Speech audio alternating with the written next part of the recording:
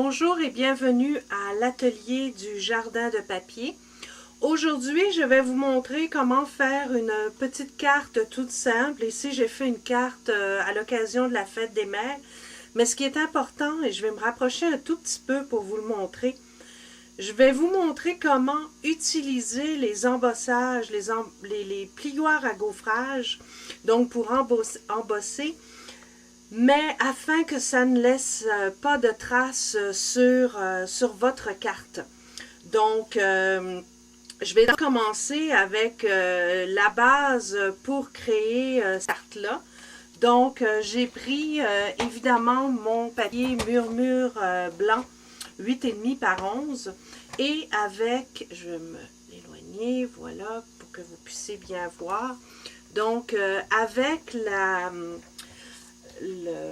le coupe-papier de Stampin' Up, je vais me préparer ma carte. Donc, je coupe à la moitié, à 4 1/4 ici.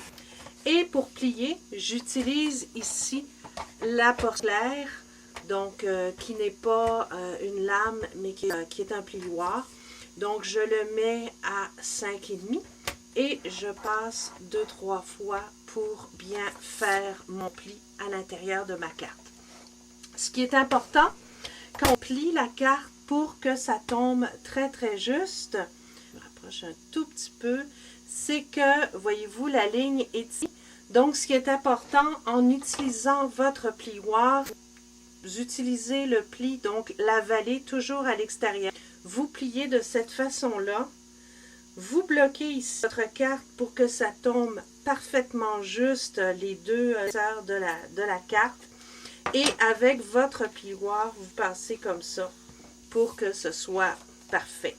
Donc, ça vous fait une carte avec une belle finition. Les bouts tombent exactement où il faut. Donc, pour faire l'embossage sans que ça laisse de traces, il y a toutes sortes de cours qui se donnent sur Internet à bracadabrant où on vous dit, vous mettez un papier gris, vous mettez ci, vous mettez ça, pour arriver à n'avoir aucun pli sur votre carte. Moi, je vous donne un truc simple, ça marche à tous les coups, c'est rapide. Au lieu d'utiliser le tab 1, comme on doit le faire avec les plis à gaufrage, j'utilise simplement, comme on appelle en bon français, le no-tab.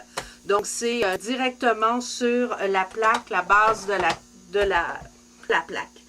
Donc, on fait toujours le sandwich essentiel. Et pour ce modèle-là, j'ai pris le plioir dont j'oublie le nom, mais qu'il va apparaître dans quelques secondes. Donc, je le place de cette façon-là. Je vais me rapprocher. Voilà. Truc, quand vous utilisez les plioirs à gaufrage, l'étiquette est sur le dessus, c'est que vous êtes à l'endroit. Donc, l'embossage va se faire dans la bonne direction. Donc, la partie gaufrée sur le devant de votre projet. Donc, je place mon plioir de cette façon-là. J'ai ces trois motifs-là. Habituellement, si j'utilise le 1, toute cette partie-là va s'imprégner sur la carte et ce sera joli. En utilisant le no-tab, je le fais de cette façon-là et vous allez voir, c'est fantastique, c'est rapide. En 3 mouvements, votre carte est faite. Vous avez simplement aller dans votre Big Shot et voilà, regardez ça. Aucune trace de ligne ou quoi que ce soit. Et l'embossage est très très beau. Vous pouvez voir, aucune trace à l'extérieur de la carte. Parfait.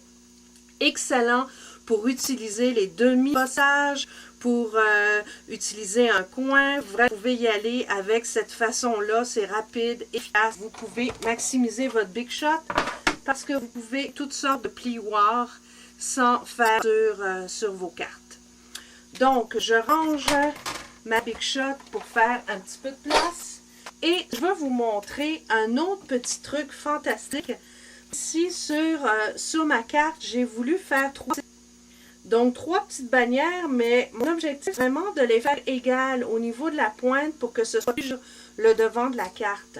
Donc, pour faire ces bannières-là, je vais découper des rectangles de 1 pouce par 2 pouces. Et regardez, pour que ce soit égaux, vous prenez vos 3 rectangles de carton comme ça, vous les mettez les autres.